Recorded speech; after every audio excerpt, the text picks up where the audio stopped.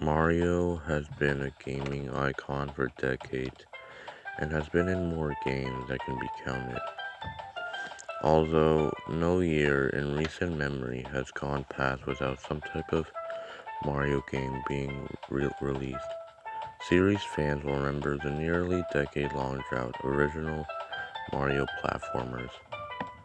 From 1997 to 2005, there was only one new Mario platformer released, Super Mario Sunshine. During the second part of this drought, after Sunshine's release, the mysterious Super Mario 128 was the main focus of the fan base.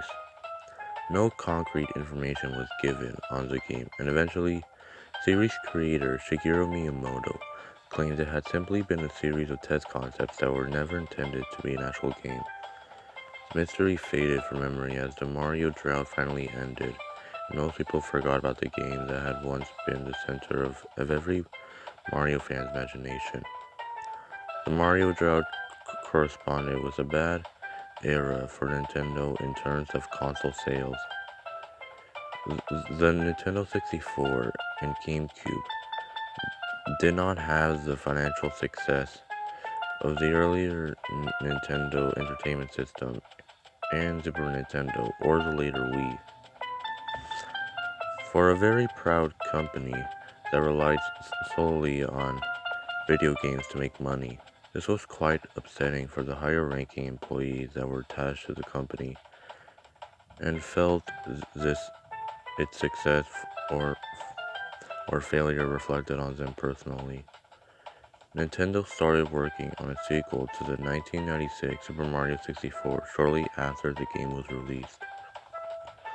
But during the late 90s, it became clear that Nintendo was not winning the console war. The Super Mario 64 sequel was restarted from scratch, since the company believed that it was not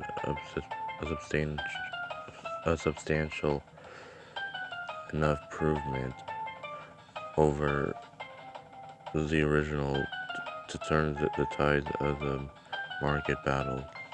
Seeing the generally more realistic and violent games on Sony's PlayStation, the market leader Nintendo considered making a Mario games that was closer in tone to what the public seemed to want. There was quite a bit of eternal conflict over how far to go with this new direction, and the new Mario was clearly not going to be ready until Nintendo's next console, the GameCube. The only hint of this that was released to the public was a comment by Miyamoto that he thought Mario and Luigi should act more like grown-ups in their games for the then soon-to-be released GameCube.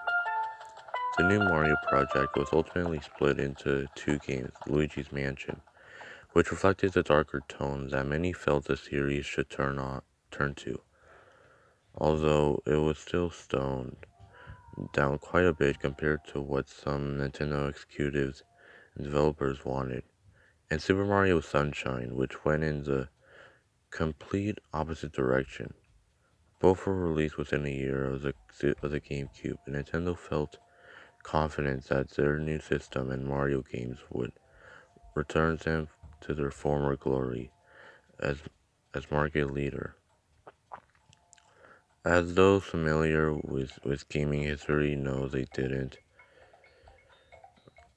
The GameCube did even worse in market share than the Nintendo 64, and the mass market's taste shifted even more toward violent, realistic games.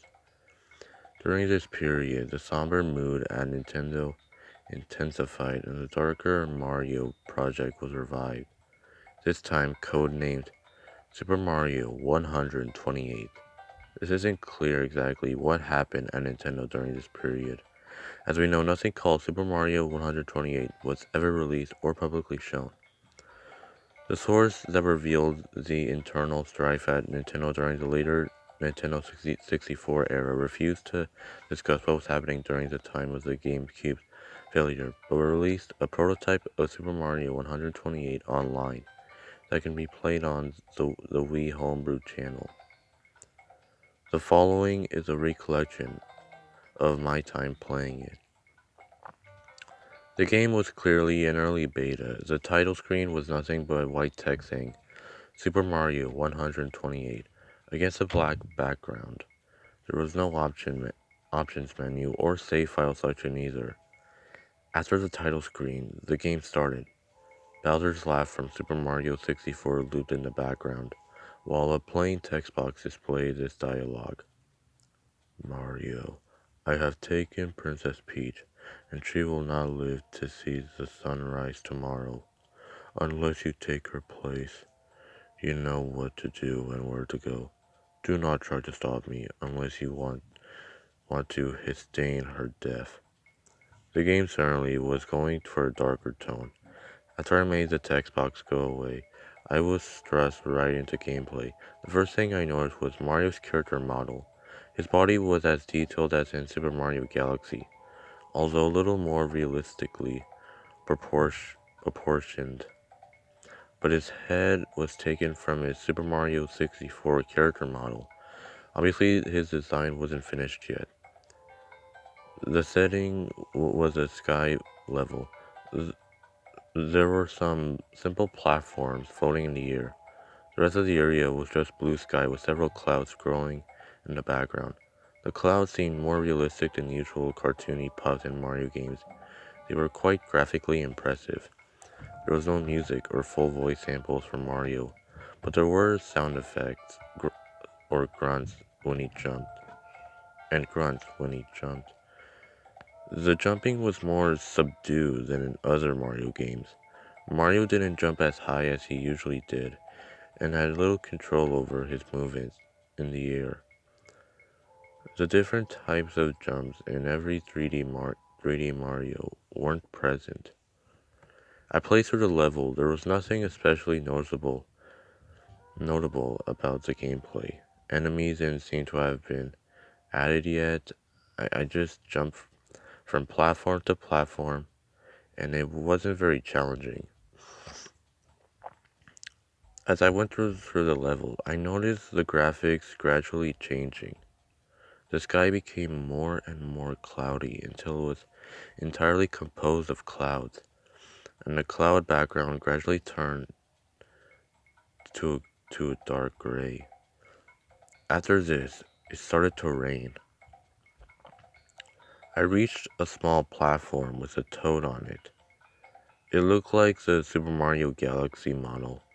When I landed on his platform, dialogue appeared. We don't want you anymore, Mario. You don't belong here. Just give Bowser what he wants. Die. After the text box went away, I no longer had control of Mario. Mario just stood there for a while, then turned around and walked off the platform. His body seemed to go limp as he fell. Eventually, it was revealed that there was a realistic modern city under the sky. The buildings looked neglected, but there were people on the street. Mario hit the ground with a realistic sounding thud, but he didn't explode or show any visible wounds. He just lay there. The people in the city just kept walking by, ignoring Mario. Although I thought I saw a few glance at him with cold, somewhat angry expressions. This went on for a few minutes, and eventually people stopped appearing. Mario got up. I was back in control, but he couldn't jump at all, and had a reduced walking speed. The large buildings of the city didn't appear to be interactive, so I just kept walking down the street for a while. Eventually, I found a small house that seemed out of place among the larger buildings. When I approached the door, Mario opened it. The screen went white and some black text appeared. House of Torn Memories. This seemed to be the level title. When I pressed the button, the screen faded back to Mario. He was inside the house from before. Everything seemed bigger than it should. It wasn't gigantic, but scaled as if Mario was a very small child. The house was filled with normal objects covered in dust and signs of neglect. There were no people on the ground floor, just things like broken lamps and rotting food. I found a door that opened to a set of stairs going down, leading to a basement. In the basement, I found a, dilapidated couch and a broken TV. However, what really caught my attention was what was on the couch. Two skeletons that appeared to be children, judging by their size. Due to the scale of the house, they were still larger than Mario.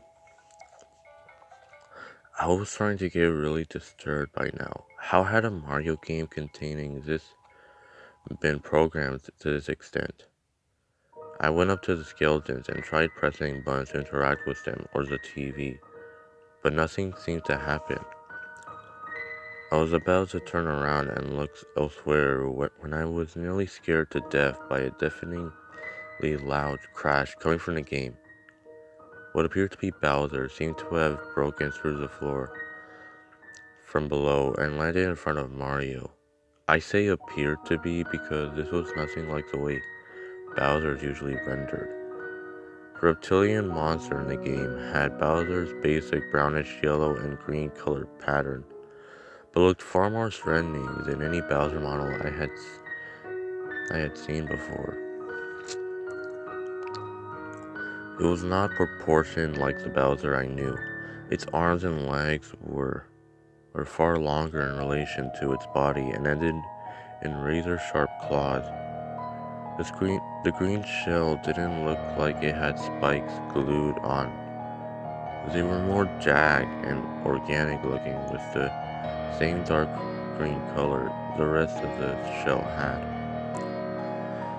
The face had small but intense pure black eyes and had a mouth full of jagged teeth and took up far more of the face than it should have.